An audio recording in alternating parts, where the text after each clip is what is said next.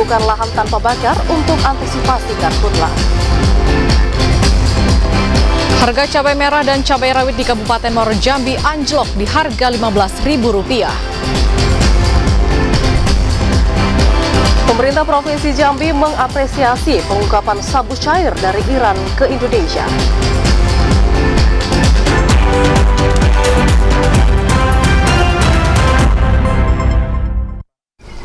Assalamualaikum warahmatullahi wabarakatuh. Selamat sore saudara, Anda kembali menyaksikan Jambi hari ini edisi Rabu 10 Mei 2023. Selain 3 topik utama tadi, tim redaksi kami juga telah menyiapkan sejumlah informasi penting dan menarik lainnya untuk Anda. Bersama saya Septinita. Dan saya Vidya Francisca, inilah Jambi hari ini. Selengkapnya.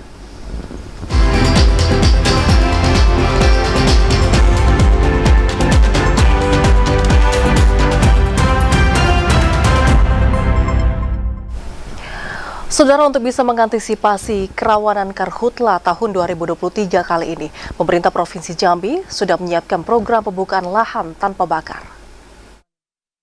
Dalam rangka mengantisipasi kebakaran hutan dan lahan tahun 2023, pemerintah Provinsi Jambi mengambil langkah pencegahan dengan meluncurkan program pembukaan lahan tanpa bakar. Program tersebut digulirkan pemerintah dalam upaya mencegah kerawanan bencana kebakaran yang diakibatkan karena kesalahan dalam pengelolaan lahan. Gubernur Jambi Al-Haris mengatakan, program pembukaan lahan tanpa bakar diupayakan untuk mengajak masyarakat dapat mengolah lahan dengan cara yang efektif dan tidak merugikan. Pembentukan program tersebut juga digulirkan pemerintah dalam rangka mensosialisasikan tentang potensi bencana kebakaran yang dapat terjadi jika melakukan pembukaan lahan dengan cara dibakar. Gubernur menjelaskan masyarakat dapat mengajukan permohonan bantuan pembukaan lahan tanpa bakar dengan membentuk kelompok tani, kemudian melakukan pengajuan melalui Dinas Perkebunan Provinsi Jambi. Selain menyiapkan anggaran pembukaan lahan tanpa bakar, dalam program tersebut pemerintah juga mengalokasikan penyediaan bibit dan pupuk bagi masyarakat. Tergantung nanti warga yang mengusul kepada kami. Kalau dia punya lahan 30 hektar misalnya, dia minta Pemprov, kita ada dananya untuk pembukaan lahan tanpa bakar. Nanti ada alat berat, mekanikal, situ ada bibit kita kasih pada mereka, pupuk. Nah, maka kita meminta pada masyarakat bikin kelompok taninya. Ya, kelompok tani nanti ajukan program kita namanya PLTB, pembukaan lahan tanpa bakar. Itu bisa. Al-Haris berharap program pembukaan lahan tanpa bakar yang disiapkan pemerintah mampu meminimalisir potensi terjadinya karhutla di Provinsi Jambi. Randy Arta, TVRI Jambi melaporkan.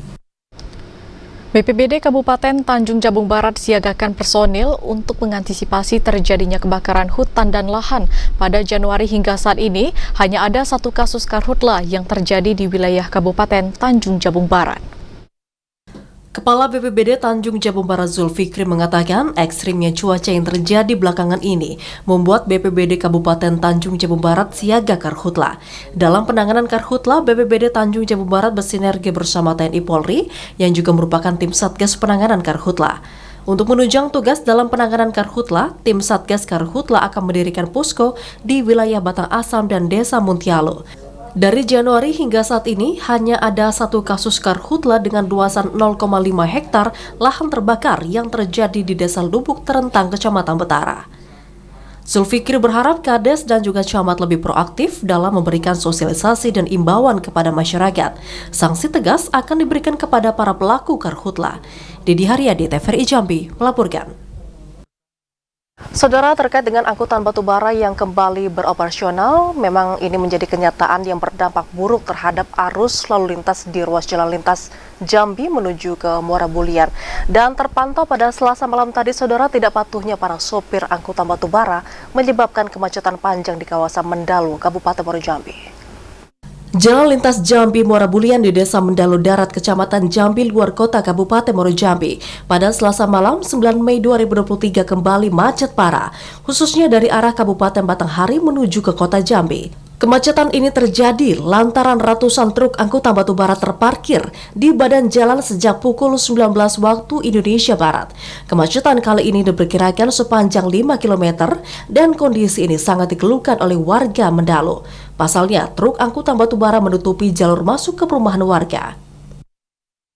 Ini macetnya sampai berapa jam biasanya, Pak? Kalau ini, Pak, sampai jam 1 malam, Pak. Kami balik masih macet jam ini, Pak. sudah terjadi sejak kapan, Pak? Nanti 2 hari nih, Pak. Macetnya. Kemacetan panjang dengan durasi sekitar 3 jam ini juga dikeluhkan oleh pengendara umum lainnya. Mereka berharap ada solusi yang tepat untuk bisa mengatasi truk angkutan batu bara yang selalu menimbulkan kemacetan di sepanjang Jalan Mendalo. Salah satunya dengan memperketat jalur masuk antara Kabupaten Batanghari dengan Kabupaten Muaro Jambi.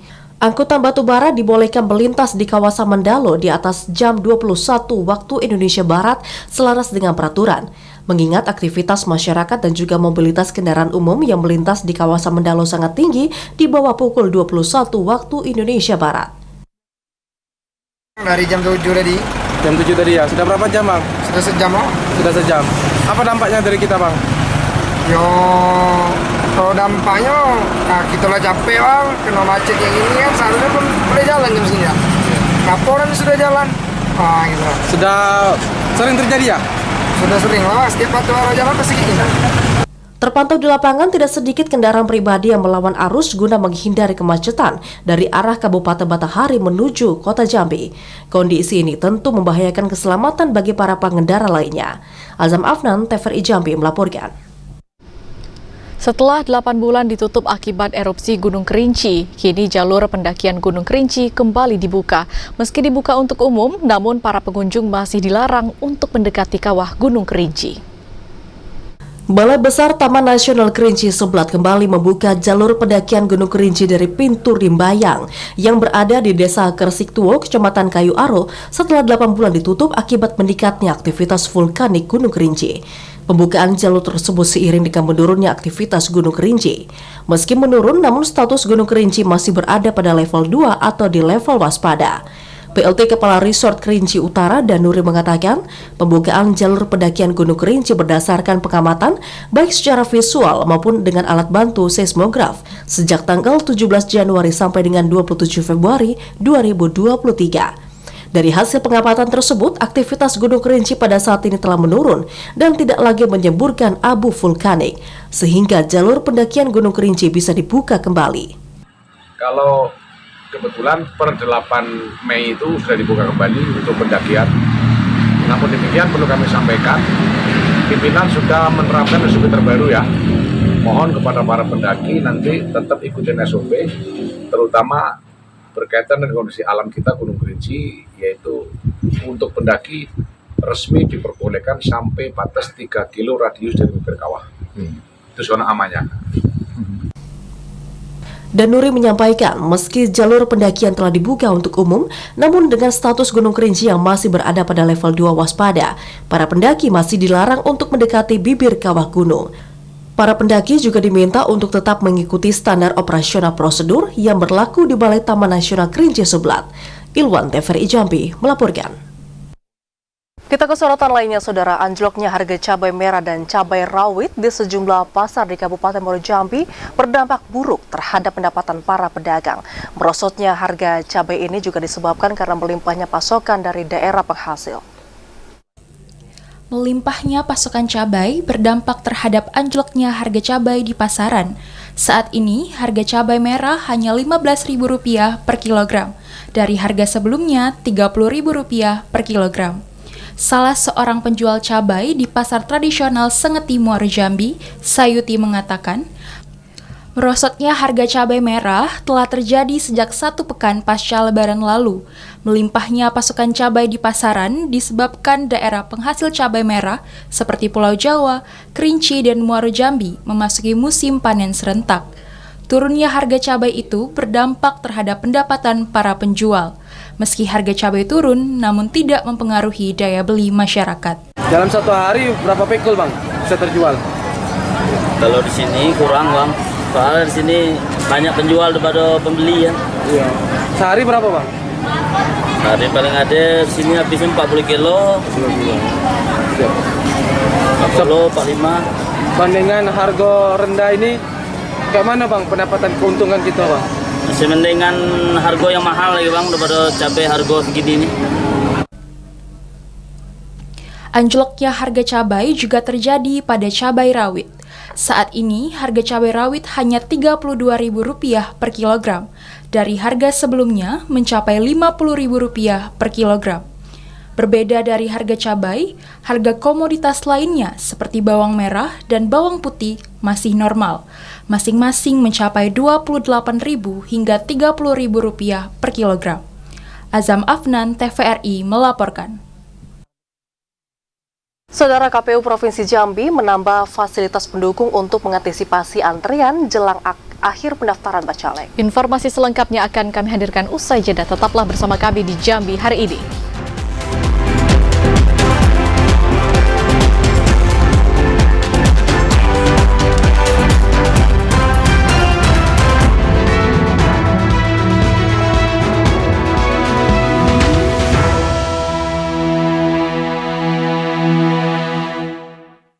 Terima kasih Anda masih bersama kami di Jambi hari ini dalam segmen menuju pemilu 2024. Untuk mengantisipasi membludaknya partai politik yang akan mengajukan bakal calon legislatifnya, KPU Provinsi Jambi mulai menambah sejumlah fasilitas. KPU Provinsi Jambi membatasi 5 orang untuk masing-masing pengurus partai politik yang diperbolehkan masuk saat pendaftaran.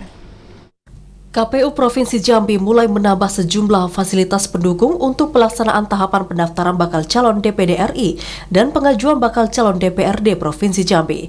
Tampak beberapa pekerja mulai melakukan penambahan pemasangan tenda di halaman kantor KPU. Sekretaris KPU Provinsi Jambi Hoirul Bahri Lubis mengatakan, penambahan sejumlah fasilitas ini dilakukan untuk bisa mengantisipasi membludaknya bakal calon DPD RI maupun juga partai politik pada saat masa akhir pendaftaran. Tak hanya penambahan fasilitas, pihak KPU juga memastikan ketersediaan jaringan internet dan menyiapkan petugas pengamanan, serta membatasi pendaftar untuk masuk ke ruang pendaftaran. Untuk pendaftaran bakal calon DPD RI Dapil Jambi hanya 3 orang, yakni bakal calon LO atau penghubung DPD dan operator, sedangkan untuk partai politik hanya diperbolehkan 5 orang, yakni ketua, sekretaris, LO atau penghubung partai politik, admin, dan operator. Yang pertama menyiapkan personil secara utuh, baik itu dari pengamanan maupun staf kita. Yang selanjutnya juga kita mempersiapkan fasilitasi terkait itu juga nanti penerimaan calon kita yang barangkali nanti ada juga bawa pendukung, dan kita alhamdulillah sudah kita siapkan ada 4 unit tenda sebagai nanti tempat untuk ruang tunggu juga.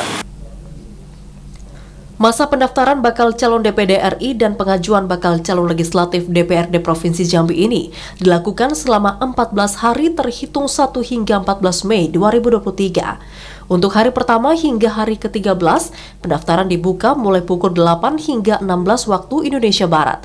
Sedangkan untuk hari terakhir dimulai pada pukul 8 pagi hingga pukul 23:59 waktu Indonesia Barat.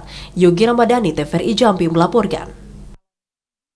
Sementara 9 hari sejak dibukanya pendaftaran bagi calon legislatif kemarin, namun belum ada satupun yang mendaftar. Dan untuk itu, Saudara, KPUD Kabupaten Sarolangun meminta kepada partai politik untuk bisa membuat jadwal jam, kemudian juga tanggal pendaftaran, agar pada saat pendaftaran tidak menumpuk sebelum pendaftaran akhirnya ditutup. Sejak dibuka pendaftaran penerimaan calon legislatif melalui partai politik, namun hingga hari ke-9 belum ada satupun partai politik yang mengajukan bakal calon legislatif untuk pemilu 2024. Komisioner KPUD Sarolangun Divisi Sosialisasi Pendidikan Pemilih, Partisipasi Masyarakat dan Sumber Daya Manusia Ibrahim mengatakan, sejauh ini baru ada 1 partai politik yang sudah mengkonfirmasi akan mendaftar di tanggal 10 Mei 2023. Untuk beberapa hari ke depan diprediksi beberapa partai akan segera menyusul untuk bisa melakukan pengajuan berkas administrasi pendaftaran. Pihak KPUD Sarolangun menghimbau kepada pihak partai politik yang sudah melengkapi persyaratan bacalek untuk tidak menunda pendaftaran dan segera melakukan koordinasi ke KPUD, agar saat proses pendaftaran tidak serentak dengan partai lainnya yang sudah mengambil jadwal dan jam pendaftaran. Dan kalau bisa dia membooking tanggal, sehingga memang betul-betul kita maksimal nanti dalam pelayanan mereka sewaktu mendaftar. Dari 18 partai nasional yang ada di pusat, saya rasa semuanya ada di Kabupaten Sarolangun. Nah, apakah nanti semua partai itu akan mendaftarkan menjadi calon anggota DPRD Kabupaten Sarolangun? Kita lihat aja nanti sampai di tanggal 14. KPUD Sarolangun tidak melarang untuk partai politik membawa rombongan dengan jumlah massa yang banyak. Namun, partai politik diminta untuk berkoordinasi dengan pihak berwajib jika ingin melakukan konvoi dan iring-iringan saat mendaftar. Edi Kusnadi, TVRI Jambi melaporkan. Hari ke-9 tahapan pendaftaran caleg untuk pemilu 2024, kemarin 7 parpol sudah mengajukan bacalek ke dalam silon. Pihak parpol pun diimbau tidak melakukan pendaftaran di akhir waktu karena server atau pladen turun. Sesuai tahapan pengajuan bakal calon legislatif bagi partai politik peserta pemilu akan berakhir pada 14 Mei 2023 pada pukul 23.59 waktu Indonesia Barat. Komisioner KPU Kabupaten Tanjung Jabung Timur Nurdin Manesa mengatakan, sejak tanggal 1 Mei 2023 sampai dengan Selasa sore 9 Mei 2023, pihaknya baru menerima 7 dari total 18 partai politik yang mengajukan bacalek.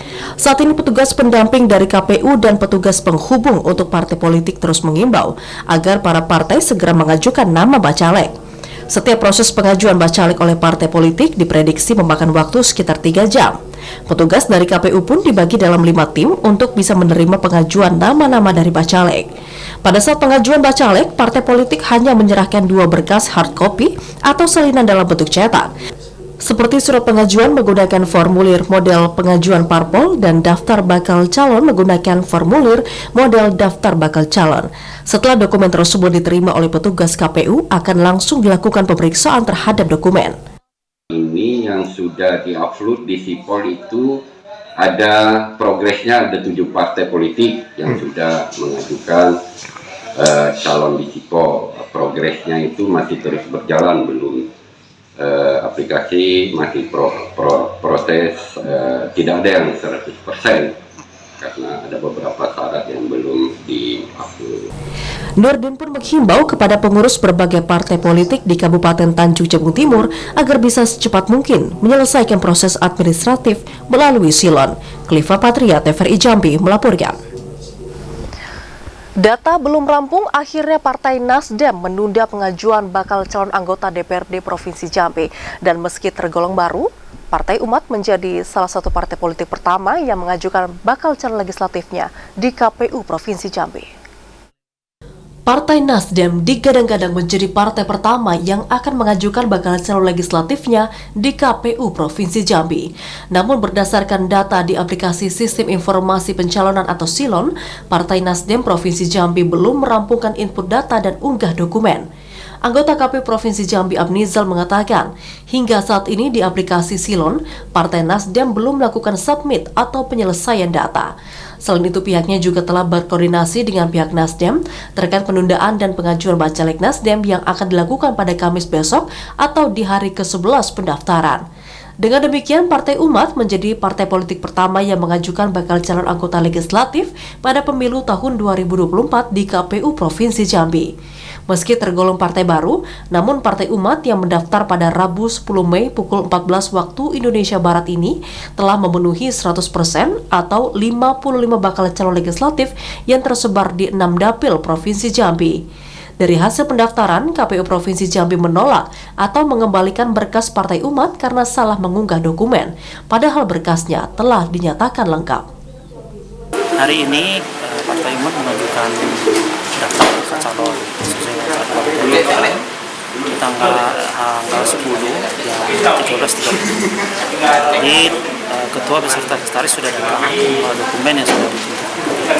Kemudian kami melakukan pengecekan sesuai dengan PKPU nomor 10 tahun 2003 pasal 33 dan mencocokkan dengan dokumen yang ada di silon. Ternyata dokumen yang fisik kita terima dengan fisik yang ada di silon terkait dengan persetujuan dari DPP itu terjadi perbedaan. Hingga hari ke-10 dari 18 partai politik, baru 15 partai politik yang telah mengakses aplikasi Silon. 3 partai yang belum mengakses aplikasi Silon, yakni Partai Buruh, PBB, dan Partai Gelora.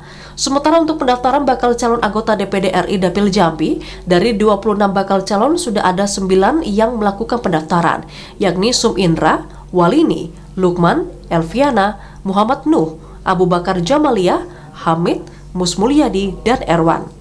Andri Wijaya, TVRI Jambi, melaporkan.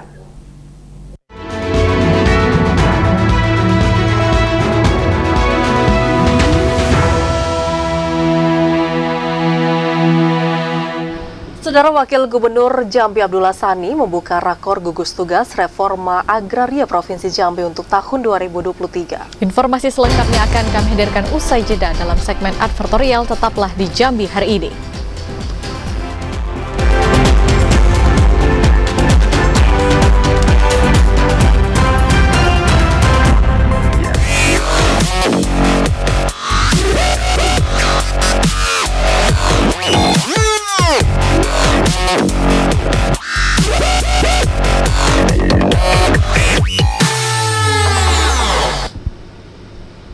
Anda kembali bergabung bersama kami di Jambi hari ini dalam segmen advertorial.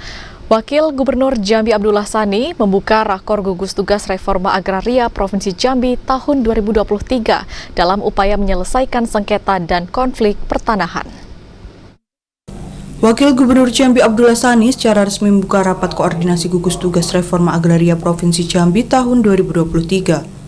Wakil Gubernur mengatakan, rakor gugus tugas reforma agraria merupakan kegiatan yang memiliki peran penting dalam meningkatkan kesejahteraan masyarakat. Melalui program reforma agraria, pemerintah dapat menjembatani penyelesaian sengketa dan konflik pertanahan yang sekaligus mendorong pengembangan potensi daerah. Kolaborasi dan sinergi antar seluruh pemangku kepentingan menjadi kunci suksesnya program reforma agraria. Wagub menekankan pemerintah terus berupaya melakukan pemerataan pembangunan, pengurangan kesenjangan sosial, penanggulangan kemiskinan, serta menciptakan lapangan kerja mulai dari perkotaan hingga pedesaan. Salah satunya melalui program reforma agraria. Memasuki tahun ke-6 pembentukan gugus tugas reforma agraria di Provinsi Jambi, untuk tahun 2023 akan fokus dalam kegiatan penyelesaian konflik pertanahan dan peningkatan kesejahteraan melalui pemberdayaan masyarakat. Penyelesaian konflik. Kita yakin dengan kolaborasi, dengan sinergi, dan itu sudah keharusan. Insya Allah optimis kita, mudah-mudahan secara tahap bertahap ya, insya Allah konflik pertanahan di Provinsi Jambi akan dapat terselesaikan. Dan kita bersyukur sebenarnya Bapak telah banyak yang terselesaikan, bahkan mohon maaf sebelum masa beliau, apalagi masalah SAD kemarin dan seterusnya.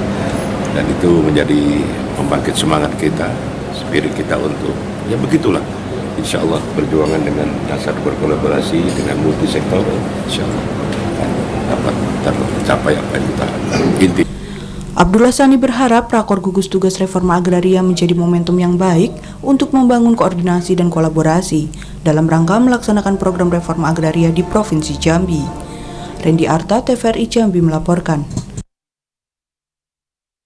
Wali Kota Jambi Syarif Hasyam melepas tim optimalisasi ketaatan pajak daerah untuk tahun 2023. Tim tersebut saudara ditugaskan untuk bisa menertibkan penyelenggaraan reklame tanpa izin.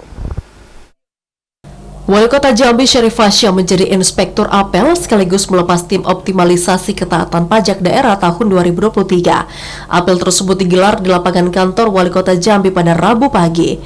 Tim optimalisasi ketaatan pajak daerah Kota Jambi itu bertujuan untuk bisa menertibkan penyelenggaraan reklame, spanduk, baliho, maupun alat peraga kampanye yang tidak membayar pajak atau retribusi.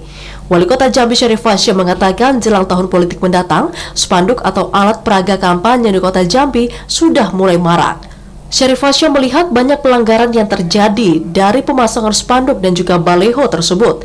Pemerintah Kota Jambi mengajak ke semua pihak untuk tertib membayar pajak dari penyelenggaraan reklame, spanduk atau baliho, dan algaka, sehingga meningkatkan pendapatan daerah dari sumber pajak. Dan lurah dan camat, tujuannya tim ini adalah untuk menertibkan reklame-reklame, hiburan-hiburan maupun terkait dengan pajak-pajak yang ada, bagi yang misalnya ada reklame yang menonjolkan sosialisasi seseorang, ya.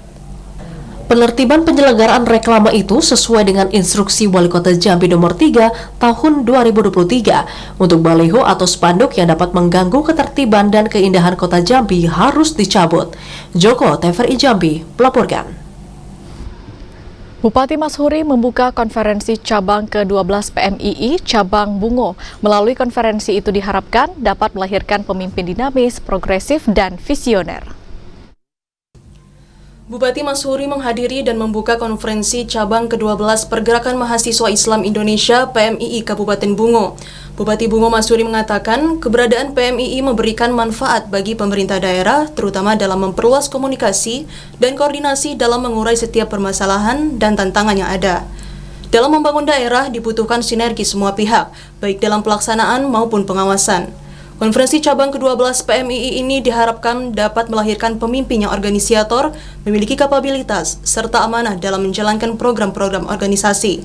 Program kegiatan-kegiatan yang betul-betul berkualitas, bermanfaat bagi organisasi PMII sendiri, dan juga bagi kemaslahatan umat yang ada di Kabupaten Bungo. Nah, ini tentu kita mendorong pemuda-pemuda kita ini untuk berkreativitas dan bisa bersaing dalam kehidupan nyata di tengah-tengah masyarakat kita. Ya, selamat melaksanakan Konfercap. Mudah-mudahan terpilih ketua yang baru yang juga bisa menggerakkan organisasi. Masuri minta agar ketua PMII yang terpilih dan anggotanya aktif dalam berorganisasi dan tak melupakan tugas pokok sebagai mahasiswa. Muhriandi, TVRI Jambi melaporkan. Saudara Bupati Batanghari melakukan tatap muka sekaligus memberikan motivasi kepada para pemuda-pemudi genre. Dan pertemuan tersebut juga sebagai bentuk untuk bisa mempererat tali silaturahmi dengan kaum milenial, khususnya duta genre. Dalam tatap muka atau pertemuan yang dilaksanakan di Gedung Pemuda pada Selasa siang kemarin, Bupati Batanghari selaku ayah genre dan ketua tim penggerak PKK sebagai ibu genre memberikan motivasi terhadap para motivator forum genre serta duta genre dari berbagai desa dan kelurahan. Pada penyampaiannya, Bupati Batanghari Muhammad Fadil Arif mengajak para pemuda serta pemudi genre berperan aktif menyuarakan generasi berencana dengan tidak melakukan pernikahan dini, narkoba maupun pergaulan bebas. Pentingnya membangun karakter ini agar kalangan remaja dapat lebih mengembangkan inovasi untuk dapat meraih cita-citanya menjadi orang sukses. Langkah itu harus dimulai dari pembentukan karakter diri sendiri dari para motivator, forum genre maupun duta genre. Melahirkan masyarakat yang baik, masyarakat yang sejahtera, masyarakat yang kuat. Nah, ini makanya kita buat motivator tangguh. Kita coba mengisi ruang kosong di antara fenomena globalisasi bahwa influence, pengaruh itu datang dari berbagai pihak. Dan agama kita ngajarkan, semua agama juga pasti begitu. Secara keilmuan juga begitu. Bahwa semua pengaruh, baik negatif maupun positif, dia akan menyebar. Muhammad Fadil Arif berharap motivator dan duta genre dapat merealisasikan berbagai program membangun sumber daya manusia yang lebih baik untuk mewujudkan keluarga sejahtera serta berakhlak baik. Ade Juniawan, TVRI Jambi, melaporkan. PJ Bupati Tebo Aspan menutup pelaksanaan MTQ tingkat Kabupaten Tebo ke-19 pada MTQ tingkat Kabupaten Tebo tahun 2023, Kecamatan Rimbo Ilir keluar sebagai juara umum. Bertempat di lapangan desa Karangdadi, Kecamatan Rimbo Ilir, PJ Bupati Aspan resmi menutup MTQ tingkat Kabupaten Tebo ke-19.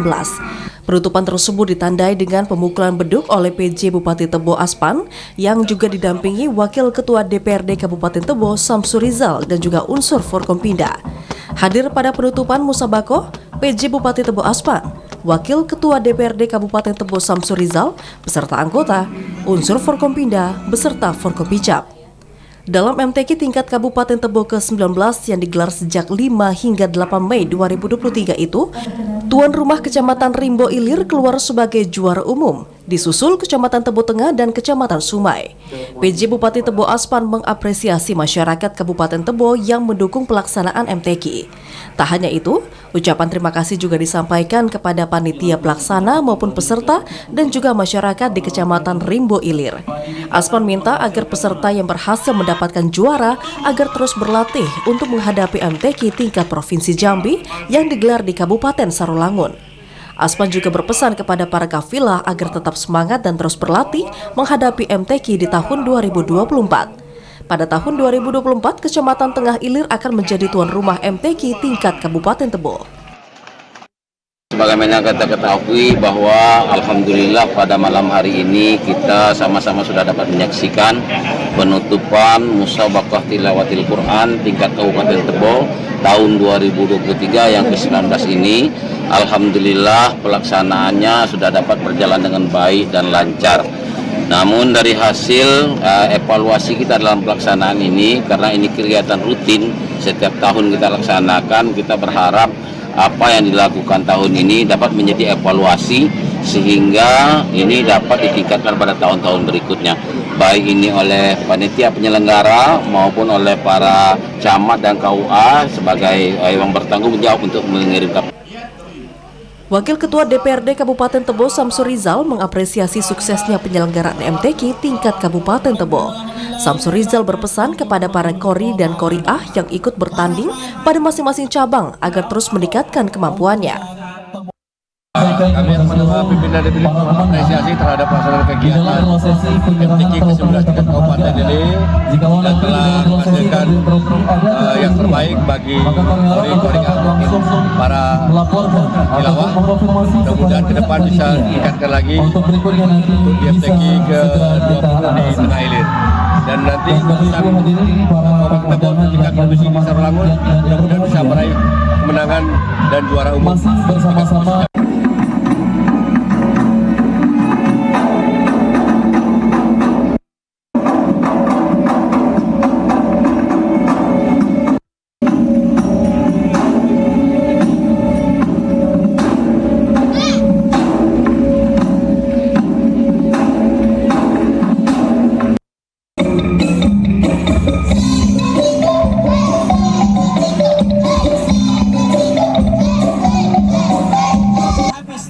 Camat Rimbo Ilir Supriyanto mengucapkan terima kasih kepada masyarakat Kabupaten Tebo, terutama masyarakat Kecamatan Rimbo Ilir atas dukungan dalam pelaksanaan MTQ tingkat Kabupaten Tebo ke-19. Ucapkan terima kasih kepada seluruh kafilah yang telah menyumbangkan tenaga dan pikirannya dalam penyelenggaraan perlombaan musabaqah tilawatil Quran 19 tingkat Kabupaten Tebo di Kecamatan Rimbo Ilir, khususnya kepada kafilah Rimbo Ilir yang telah berjuang keras, karena hasil yang kita dapat ini bukan ujuk-ujuk atau tiba-tiba datang, yang sudah kita berlatih sedini mungkin oleh pelatih baik itu KUA maupun ketua LPTQ dan didorong oleh kepala desa dan masyarakat Kecamatan Rimbo Ilir pada umumnya. Terima kasih. Kantor Kementerian Agama Kabupaten Tebo, Ketua LPTQ Kabupaten Tebo, Kepala Bagian Desa Kabupaten Tebo. 2, 3, 1, 2, 3, oke. Untuk dapat langsung menyerahkan trofi juara pelaksanaan musabaqah tilawatil Quran ke-19 tahun 2023. Perlu kami sampaikan bahwa yang berhasil meraih predikat juara terbaik 1 pada pelaksanaan musabaqah tilawatil Quran ke-19 tingkat Kabupaten Tebo tahun 2023 ini kelak nantinya akan menjadi delegasi perwakilan dari Kabupaten Tebo. Intizam TVRI Jambi melaporkan. Kita ke sorotan lainnya, Saudara. Universitas Jambi menggelar seleksi nasional penerimaan mahasiswa baru berbasis seleksi nasional berdasarkan tes untuk tahun 2023. Dan dalam pelaksanaan tes, sebanyak 500 unit komputer dan juga 16 laboratorium disiapkan oleh kampus Unja. Universitas Jambi menggelar tes SNBT tahun 2023 dibagi menjadi 2 gelombang. Gelombang pertama dilaksanakan pada 8 hingga 14 Mei 2023 dan gelombang kedua dilaksanakan pada estimasi 22 hingga 28 Mei 2023. Tes SNBT pada 8 Mei 2023 itu ditinjau Wakil Rektor Bidang Akademik Unja, Profesor Kamit. Profesor Kamit mengatakan dalam pelaksanaan SNBT tahun ini, pihaknya menyiapkan sekitar 16 laboratorium dengan kapasitas 500 unit komputer dengan jadwal tes 28 sesi. Kita akan menyelenggarakan sekitar 9.650 kursi yang kami sediakan, sehingga mudah-mudahan nanti di 2 gelombang itu kita bisa menyelenggarakan ujian tulis berbasis komputer ini secara lancar. Mudah-mudahan tidak ada kendala baik jaringan maupun listrik maupun komputer ya, sehingga para peserta dapat terlayani secara baik. Koordinator Pelaksana SNBT 2023 Unja, Edi Saputra mengatakan, pihaknya telah mempersiapkan tes SNBT berbasis Computer Assisted Test (CAT) sejak Maret lalu. Persiapan itu mulai dari fasilitas seperti komputer hingga operator. Kan itu 410 ditambah PC cadangan sekitar 10%-nya. Jadi sekitar 450 tambah pengawas ya sekitar 460 atau 470 lah semua PC yang digunakan. Untuk sejauh ini ada kendala nggak Pak di hari pertama ini Pak? Di hari pertama ini tadi alhamdulillah pelaksanaan sudah tepat waktu lah ya, walaupun ada beberapa yang terpaksa mundur beberapa menit tadi, tapi secara keseluruhan sesi 1 alhamdulillah berjalan lancar. Berbeda dengan tahun sebelumnya, pada SNBT tahun 2023 ini materi tak lagi menggunakan tes potensi akademik. Soal yang diujikan terbagi menjadi 3 kategori, yakni tes potensi skolastik, literasi dalam bahasa Indonesia dan bahasa Inggris, serta penalaran matematika. Multazam, TVRI Jambi melaporkan. Saudara, pasca ditetapkannya Direktur Utama Bank 9 Jambi sebagai tersangka, operasional kantor dipastikan akan tetap berjalan baik. Informasinya akan kami hadirkan usai jeda. Tetaplah bersama kami di Jambi hari ini.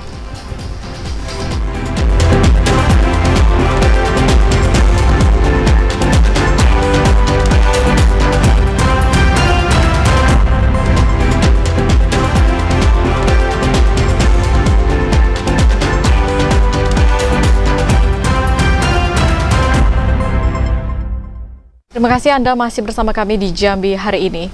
Saudara, Direktur Utama Bank 9 Jambi ditetapkan sebagai tersangka. Meski telah ditahan, Bank 9 Jambi pastikan kasus itu tidak mempengaruhi operasional kinerja dari Bank 9 Jambi.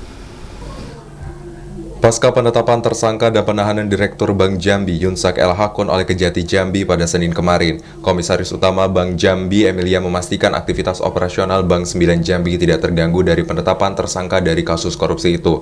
Dengan masalah hukum yang saat ini tengah ditangani Kejaksaan Tinggi Jambi, Emilia meminta kepada seluruh masyarakat untuk tidak khawatir dengan permasalahan kasus korupsi itu. Ditahannya Direktur Utama Bank 9 Jambi itu, maka Bank 9 Jambi langsung menuju Khairul sebagai Direktur Utama yang baru. Khairul sebelumnya menjabat sebagai Direktur Pemasaran dan Syariah Bank 9 Jambi.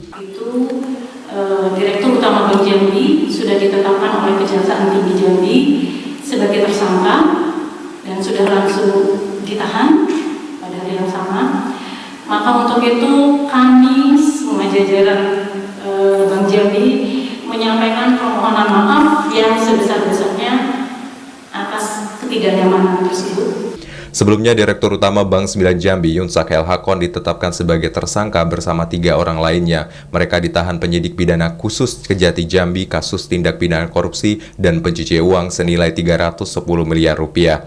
Tim penyidik tindak pidana khusus Kejati Jambi telah menetapkan 4 orang tersangka dalam penyidikan perkara tindak pidana korupsi gagal bayar medium term note atau surat berharga berbasis hutang pada 2017 sampai 2018 pada PT SNP Finance Bank 9 Jambi.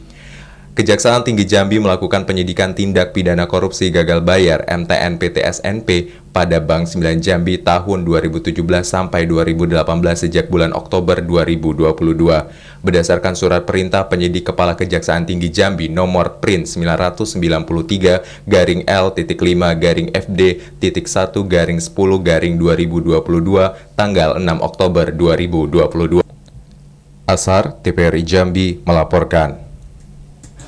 Terkait darurat narkoba, saudara, polisi berhasil menggagalkan penyeludupan ratusan kilogram sabu cair asal Iran di perairan Indonesia dan seorang warga negara asing asal Iran langsung diringkus pihak kepolisian. Tim Ditres Narkoba Barreskrim, Polda Banten dan Polda Jambi mengungkap penyeludupan 265 kg sabu cair di kawasan perairan Kabupaten Pandeglang, Provinsi Banten. Warga negara asing asal Iran diringkus pihak kepolisian. Pengungkapan itu berdasarkan informasi dan penyelidikan dari kasus narkoba oleh Polda Jambi pada November yang lalu. Pasca penyelidikan, polisi gencar patroli rutin dan investigasi di kawasan perairan Indonesia. Polisi mendapati kapal yang mencurigakan yang berjarak 15 mil dari bibir pantai. Saat diperiksa, polisi mendapati 5 jerigen berisikan ratusan kilogram sabu cair. Sabu itu disembunyikan di bawah tumpukan jerigen bahan bakar minyak untuk mengelabuhi para petugas. Kedatangan para petugas membuat seorang ABK kapal menceburkan diri ke laut dan berhasil kabur. Dari penyelidikan, bahan baku sabu ini menghasilkan 750 kg sabu kristal dengan nominal harga mencapai triliunan rupiah.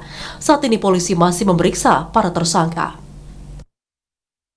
Ini menjadi keprihatinan kita bersama, dan tentunya kami dari Polri beserta instansi terkait lainnya terus memerangi bagaimana aktivitas-aktivitas daripada peredaran narkoba jaringan internasional ini bisa kita lakukan tindakan-tindakan sehingga betul-betul bisa menyelamatkan anak bangsa dari terjerumusnya penggunaan narkoba khususnya jenis sabu ini. Penyidikan kasus narkoba itu saat ini ditangani Polda Jambi. Polisi berkoordinasi dengan pihak imigrasi dan kedutaan Iran terkait dengan penangkapan warga negara asing itu. Tersangka dijerat Undang-Undang Nomor 35 Tahun 2009 tentang narkotika dengan ancaman pidana penjara maksimal hukuman mati. Ari Haryono, TVRI Jambi melaporkan. Pemerintah Provinsi Jambi mengapresiasi Polda Jambi dan Mabes Polri terkait kasus pengungkapan sabu cair. Diharapkan dengan pengungkapan itu dapat menyelamatkan ribuan nyawa manusia. Pemerintah Provinsi Jambi mengapresiasi keberhasilan dari Polda Jambi, Polda Banten, dan tim Ditres Narkoba Mabes Polri yang berhasil menggagalkan penyelundupan sabu cair dari Iran ke Indonesia. Pengungkapan itu merupakan salah satu pengungkapan terbesar se-Indonesia tahun 2023 yang telah dilakukan oleh petugas kepolisian. Dari hasil pengungkapan itu, sekitar 265 kg sabu cair diamankan oleh para petugas. Sabu cair itu bila dikristalkan mencapai 750 kg sabu. Wakil Gubernur Jambi Abdullah Sani mengatakan pemerintah Provinsi Jambi berterima kasih atas capaian dari pihak kepolisian. Dengan keberhasilan itu, petugas kepolisian telah menyelamatkan ratusan ribu nyawa manusia hingga generasi bangsa dari bahaya penyalahgunaan narkoba. Selain itu, dengan pengungkapan itu, diharapkan dapat memberikan efek jera kepada seluruh pelaku kejahatan narkoba. Yang jelas harapan kita bahwa sumber daya manusia itu adalah cerdas intelektualnya, cerdas emosionalnya, cerdas spiritualnya, dan cerdas sosialnya. Kita rasanya sepakat, tidak mungkin kecerdasan intelektual akan bertahan kalau ternodai dengan benda-benda seperti ini. Tidak mungkin akan bertahan kecerdasan emosionalnya dan seterusnya kalau ternodai dengan seperti ini. Sebelumnya, polisi menggagalkan penyelundupan ratusan kilogram sabu cair asal negara Iran ke perairan Indonesia. Seorang warga negara asing asal Iran diringkus pihak kepolisian. Sabu cair itu direncanakan diedarkan ke sejumlah wilayah di Indonesia. Asar, TVRI Jambi melaporkan. Pengadilan Negeri Pasaman Barat sediakan loket khusus Bacalek untuk dapatkan surat tidak pernah dipidana. Dan informasi selengkapnya saudara kami hadirkan dalam segmen Lintas Andalas usai jeda sesaat lagi.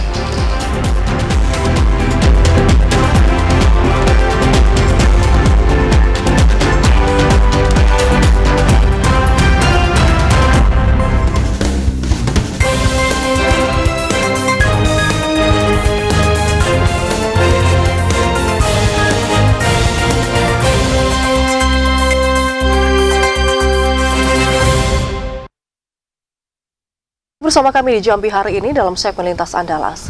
Saudara, Pengadilan Negeri Pasaman Barat telah menyediakan loket khusus melayani bacalek untuk bisa mendapatkan surat keterangan tidak pernah dipidana. Dan lokasi loket sengaja dibuat terpisah dengan pelayanan umum, mengingat jumlah bacalek ini diperkirakan lebih dari 700 orang hingga 14 Mei 2023 mendatang. Bakal calon anggota legislatif atau bacalek yang mengurus surat keterangan tidak pernah dipidana diberikan loket khusus oleh Pengadilan Negeri Pasaman Barat. Langkah tersebut diambil mengingat jumlah bacalek yang akan mengurus berkas pencalonan diperkirakan lebih dari 700 orang. Petugas sengaja membuat ruangan dan loket khusus di sisi kiri pengadilan agar bacalek bisa terlayani dengan baik, cepat, dan tidak bentrok dengan layanan umum lainnya. Humas Pengadilan Negeri Pasaman Barat Warman Priyatno mengatakan, pengadilan berupaya memberikan layanan maksimal agar masyarakat bisa menyelesaikan urusan dengan cepat. Bahkan panitera hingga ketua pengadilan turun ke bawah untuk mempercepat layanan. Karena jumlah pengunjung selama tahapan pencalonan ini mencapai puluhan hingga ratusan. Pasca membuka loket khusus, para bacalek mengaku sangat terbantu untuk bisa mendapatkan informasi secara maksimal tentang syarat dan ketentuan, sehingga mereka bisa mendapatkan surat keterangan tidak pernah dipidana dengan cepat. Pelayanan ini merupakan salah satu bentuk pelayanan khusus ya untuk para bakal calon anggota legislatif, yang itu merupakan salah satu syarat dari Komisi Pemilihan Umum. Nantinya dari surat keterangan tersebut akan diketahui bahwa calon tersebut tidak pernah berstatus sebagai terpidana. Loket khusus tersebut direncanakan akan dibuka hingga tahapan pencalonan bacalek di KPU Pasaman Barat berakhir. Petugas akan berada di loket selama jam kerja dengan tidak mengabaikan loket utama di PTSP Pengadilan. Dari Kabupaten Pasaman Barat, Andika Adisaputra, TVRI Sumatera Barat. Badan Narkotika Nasional Provinsi Sumatera Barat menangkap 2 kurir narkotika jenis ganja di kawasan bypass Kecamatan Kuranji, Kota Padang. Dari tangan kedua pelaku, BNNP Sumbar mengamankan 8,5 kg ganja kering. 2 kurir narkotika jenis ganja berhasil ditangkap Badan Narkotika Nasional Provinsi Sumatera Barat di Jalan Bypass Kecamatan Kuranji, Kota Padang. Dari tangan kedua pelaku berinisial MFR dan IDA, tim BNNP Sumatera Barat berhasil mengamankan 8,5 kg ganja kering yang dibawa dari Medan dan akan diantarkan ke Kabupaten Pesisir Selatan. Kepala BNNP Sumatera Barat Brigjen Syukriya Gaus mengatakan, penangkapan berawal dari laporan masyarakat terkait adanya pelaku penyalahgunaan membawa narkotika jenis ganja dari Medan menuju Sumatera Barat dengan kendaraan roda 4. BNNP Sumatera Barat melakukan pengintaian di sejumlah jalan utama di Sumatera Barat dan membekuk pelaku di Jalan Bypass Kota Padang. Dari hasil pemeriksaan petugas, pelaku mengaku terpaksa menjadi kurir karena terdesak ekonomi. Bahwa ada pengiriman ganja dari Sumatera Utara ke wilayah kita, ya, wilayah pesisir. Setelah kita cek dan kita tunggu, hari Kamis kita dapat informasi lagi bahwa dari Sumatera Utara udah meluncur, ya kan, ke sini. Akhirnya anggota standby, ya, sampai kita tempatkan anggota di tinggi, di ini, semuanya, dan udah terpantau. Makanya pada hari Jumat pagi itu kita lakukan penangkapan, ya, di Bukalung, ya, Kuranji, dan alhamdulillah berhasil kita tangkap. Akibat perbuatannya, kedua pelaku dijerat pasal 114 Junto, 111 Junto, 135 nomor 35 tahun 2009 dengan ancaman hukuman maksimal seumur hidup dan denda paling banyak 10 miliar rupiah. Demikian laporan Redo Jayusman, TVRI Sumatera Barat. Sementara Satres Narkoba Polres Bangka Selatan, Saudara, mengamankan seorang warga Kecamatan Tobuali, Kabupaten Bangka Barat lantaran kedapatan memiliki narkotika jenis sabu dengan berat bruto 7,23 gram. SN warga Kecamatan Tobowali terduga pengedar narkoba jenis sabu-sabu berhasil diringkus Satuan Narkoba Polres Bangka Selatan. Kapolres Bangka Selatan AKBP Tony Sarjaka mengatakan penangkapan bermula dari laporan masyarakat bahwa di sebuah rumah kontrakan di Jalan Kenanga, Kampung Padang, Kecamatan Tobowali sering terjadi transaksi narkotika. Mendapat informasi tersebut, anggota Satres Narkoba melakukan penyelidikan. Kemudian pada hari Jumat sekitar pukul 2.30 WIB, anggota Satres Narkoba melakukan penggerbekan di sebuah rumah yang terletak di Jalan Kenanga dan berhasil mengamankan 1 orang laki-laki dengan inisial SN. Selanjutnya anggota Satres Narkoba didampingi ketua RT setempat melakukan penggeledahan dan berhasil menemukan barang bukti diduga narkotika jenis sabu sebanyak 2 paket dengan berat bruto 7,23 gram, timbangan digital dan beberapa barang bukti lainnya. Tersangka berikut barang bukti telah diamankan ke Mapolres Bangka Selatan guna dilakukan penyidikan lebih lanjut. Satres Narkoba Polres Bangka Selatan berhasil mengungkap satu kasus narkoba di mana kita ungkap pada hari Jumat tanggal 5 Mei 2023 sekira pukul 02.30 WIB di sebuah rumah kontrakan beralamat di Tobo Ali.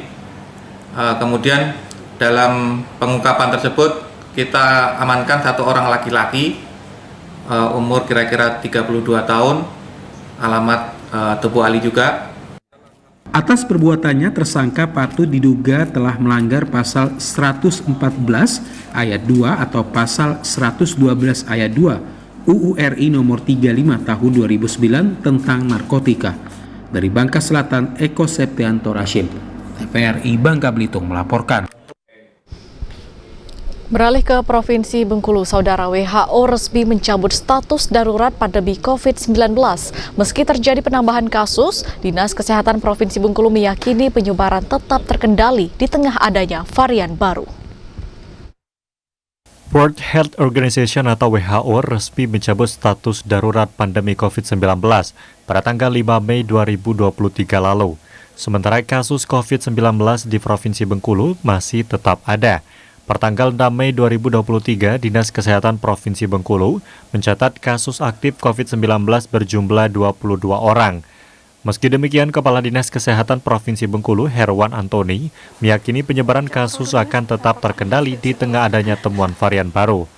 Herwan menjelaskan saat ini penambahan kasus terjadi karena adanya kewajiban pemeriksaan spesimen di rumah sakit. Kasus itu adalah kasus yang kita periksa ya ketika mereka dirawat di rumah sakit. Karena pemeriksaan spesimen sekarang ini kan tidak banyak lagi kita lakukan. Nah, biasanya terdeteksi ketika mereka itu dirawat di rumah sakit. Tentu kasus-kasus ini bukan artinya kasus yang didapat daripada penderita karena misalnya kondisi fisiknya lemah ya atau ada penyakit penyerta yang lain. Tapi secara umum ya dengan adanya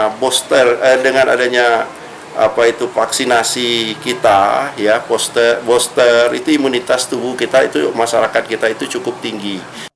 Saat ini penderita COVID-19 rata-rata menjalani isolasi mandiri di rumah dikarenakan imun tubuh yang dipercaya meningkat pasca vaksinasi. Tim Liputan TVRI Bengkulu melaporkan.